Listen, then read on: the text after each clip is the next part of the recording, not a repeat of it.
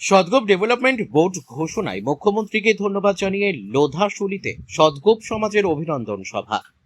বিধানসভা নির্বাচনের আগে রাজ্য সরকারের পাশে থাকার আশ্বাস সদগোপ সমাজের সামগ্রিক উন্নয়ন ও অধিকার প্রতিষ্ঠার দাবিতে রাজ্যের বিভিন্ন সম্প্রদায় দীর্ঘদিন ধরে নিজেদের দাবি তুলে ধরছে।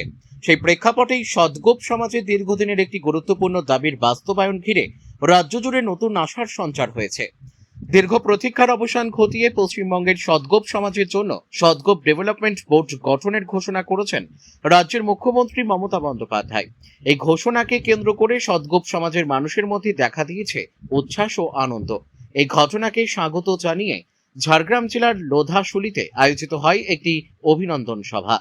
পশ্চিমবঙ্গ সদগোপ সমাজের ঝাড়গ্রাম জেলা শাখার উদ্যোগে অনুষ্ঠিত এই সভায় উপস্থিত ছিলেন পশ্চিমবঙ্গ সদগোপ সমাজের রাজ্য সভাপতি অবনী কুমার ঘোষ, সদগোপ সমাজের কেন্দ্রীয় কমিটির সদস্য দিলীপ কুমার ঘোষ, সদগোপ সমাজের ঝাড়গ্রাম জেলা সভাপতি চন্দ্রশেখর সাউ সহ সমাজের অন্যান্য বিশিষ্ট সদস্যরা।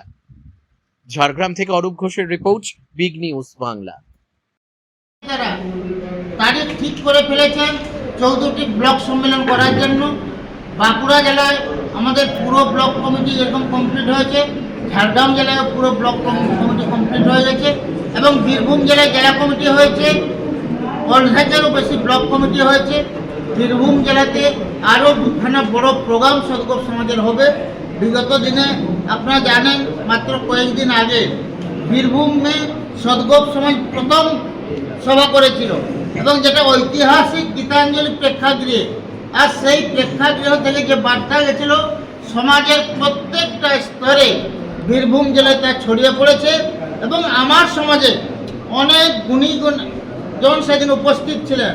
সে বিশিষ্ট ব্যবসায়ী থেকে শুরু করে, সায়েন্টিস্ট থেকে শুরু করে, প্রফেসর থেকে শুরু করে, সমাজের প্রতিষ্ঠিত ব্যক্তি থেকে শুরু করে প্রায় 500-700 জন আর ওখানে উপস্থিত ছিলেন বীরভূম জেলায়।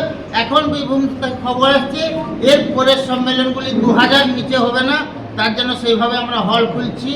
আরও বড় বড় সম্মেলন দুটো বীরভূম জেলাতে হবে। আমার বক্তব্য এই যে